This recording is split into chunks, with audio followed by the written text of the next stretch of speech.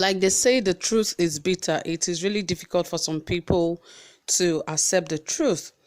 You will not believe right here that, you know, some people have asked the Edo State Tribunal to announce and declare the Edo State gubernatorial election null and void. And for some days now, we've been seeing some parties coming together trying to pose a threat to the governor of the state, forgetting that even during the election, they were nowhere to be seen. They were just on the ground because the two major parties that were actually seen in that election were the People's Democratic Party and the All Progressive Congress. And all of a sudden, you see all the small parties crawling up, asking for the election to be declared null and void. And somehow you can never tell where the sponsors of these are coming from, because of course, remember that APC said they are not contesting, or neither are they trying to contest what has happened in that election or the victory of Obaseki. But we don't know where this is coming from, but I'll bring you details of this, my people, because right now they said there's trouble for Obaseki as Tribunal is asked to declare Edo State gubernatorial election null and void. I don't know how that is going to be possible, but anyway, let's just keep our fingers crossed and see the outcome of this. But guys, before I bring you details of these reports, if you have not subscribed to this channel, please ensure you hit the subscribe button immediately, and also don't forget to give this video a thumbs up and turn on your notification bell, because that is the only way you get updated anytime we drop a new video. Okay, let us see exactly what is going on, as Mr. Ibio Lucky, who happens to be the Action Democratic Party candidate, has requested the Edo Election Petition Tribunal declare the 2020 election null and void. According to the petitioning party and the candidate, Onogegase Obaseki, the incumbent governor of Edo State and the candidate of the People's Democratic Party, presented fake certificates to contest for the election. In the court suit labeled EPT-ED GOV 01-2020, the Independent National Electoral Commission (INEC), People's Democratic Party (PDP), Governor Godwin Nogegase Obaseki, All Progressive Congress (APC), and Andrew Osage Ize-Iyamu were all enlisted as first, second, third, fourth, and fifth respondents in the case, respectively. Revealing their reasons, the Action Democratic Party and candidate Ibio Lucky noted that the certificate that Edo State incumbent governor presented to INEC in his affidavit deposed and presented in the form labeled CF001 in 2016 was signed by the Vice Chancellor and Registrar of the University of Ibadan, respectively. However, according to the petitioners, the certificate that Obaseki provided in the same form submitted to INEC in 2020 only carried the signature of the Vice Chancellor that died in 2015. They further argued that it was not possible for a dead man to sign a reissued certificate in 2020. So the petitioners demanded that the tribunal should declare the governor, Obaseki, was not qualified to contest the election in the first place, did because he presented a forged certificate to INEC along with his form, labeled EC9. So therefore, all the votes credited to Governor Obaseki should be declared null and void, and the election should be nullified. This is indeed great trouble for Obaseki.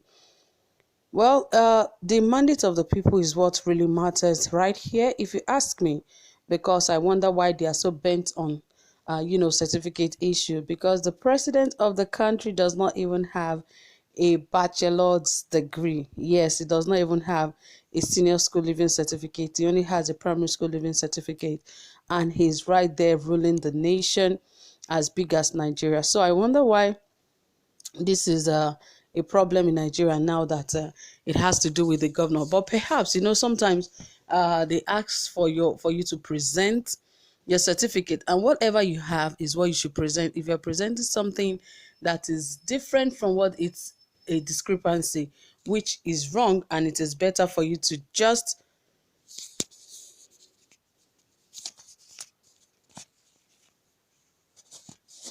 to just use whatever you have than, proving that you have something when you don't have. But this case that these guys are trying to fight is really nothing to fight for, because all of these issues were resolved before the election, when the APC actually brought up the issue that he does not have a certificate, and the certificate he issued, the names right there do not tally. So this time around, I wonder what is different now. Now they said the first was signed by the secretary and the vice chancellor, and this time around they said his certificate is carrying just the signature of the vice chancellor that died back in 2015. That how can a dead man, sign his certificate? So many stories coming from different angle just to bring him down and make him not just to make it look like the election was not won by him. But this is the people's mandate. Whether he really has a certificate or not, I don't think that is the issue, because he has actually ruled the state for 4 years already. He's just going back for 4 years to complete what he has started. So the certificate should not even be an issue. But definitely there are others that want to occupy that position, so definitely there are things they want to do to ensure they get there, either by hook or by crook. So whatever they can do to ensure that he leaves that position is what they are doing right now. So it is left for the party to really put their things together and ensure that they fight for their candidates, that is Godwin Obaseki, because if they do not fight for him, it could be a serious case. But definitely it's the people's mandate, because I'm very sure that even Buhari could have seen this. That was why he never really got too involved with the Edo State election, because he knew this is what the people of the state really wanted, and he cannot fight against the will of the people. So he could see it from afar that this is not a fight that he could fight, so he left it.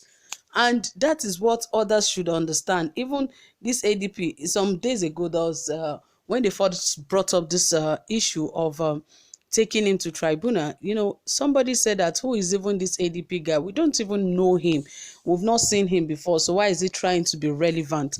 And perhaps it is also an opportunity for some people to just want to show that they are relevant. But all the same, the People's Democratic Party should really do something about this, because remember that even Ize Iyamu said he was not going to contest the result of the election, but he is going to fight concerning the cases that PDP have on ground before against their candidates.